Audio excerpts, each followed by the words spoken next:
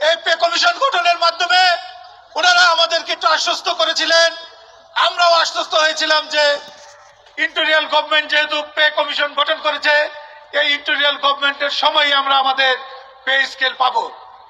কিন্তু অত্যন্ত দুঃখের বিষয়, আমরা অত্যন্ত পরিতাপের সাথে জানাচ্ছি, কিছুদিন আগে মাননীয় অর্থ উপদেষ্টার বিরূপ বক্তব্য, সেই বক্তব্যে সারা বাংলাদেশের গণকর্মচারীরা খুবই অসন্তোষ হয়ে রাজপথে নেমে এসেছে।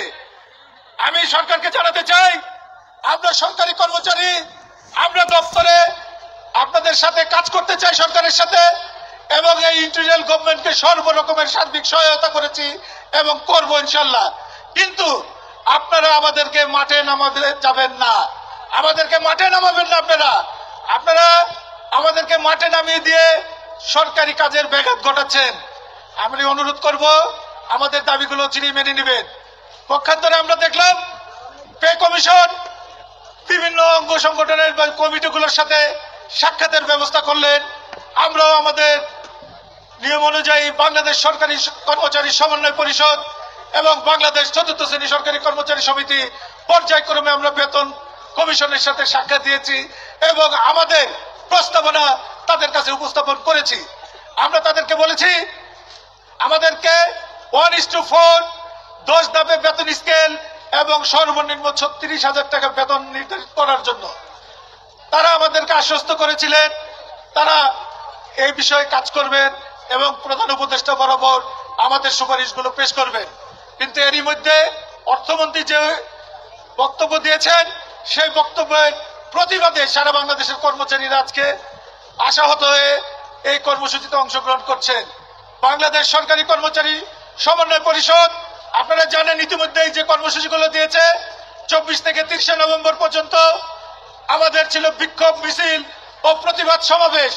আমরা সারা দেশে প্রত্যেকটা জেলা উপজেলায় এবং প্রতিটা দপ্তরে অধিদপ্তরে ঢাকা শহরের প্রত্যেকটা দপ্তরে আমরা আমাদের এই কর্মসূচি অত্যন্ত সফলতার সাথে আপনাদের সহযোগিতায় বাস্তবায়ন করেছি। আমাদের দ্বিতীয় কর্মসূচি ছিল, আমরা গত 2 তারিখের সংবাদ সম্মেলনের মাধ্যমে সরকার বাহাদুরকে জানিয়েছি যে আমরা মাননীয় অর্থ উপদেষ্টা এবং মাননীয় প্রধান উপদেষ্টা বরাবর স্মারকলিপি প্রদান করব। আমরা 3 তারিখে মাননীয় অর্থ উপদেষ্টা এবং মাননীয় প্রধান উপদেষ্টা বরাবর আমাদের স্মারকলিপি পেশ করেছি।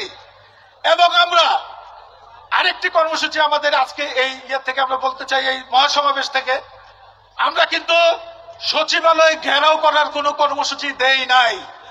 আমরা দিয়েছি যদি সরকার আমাদের ডিসেম্বরের মধ্যে প্রজ্ঞাপন জারি না করে 1 জানুয়ারি থেকে বেতন স্কেল বাস্তবায়ন না করেন, তাহলে আমরা সচিবালয় অভিমুখে সারা বাংলাদেশের গণকর্মচারীদের নিয়ে লং মার্চ করব।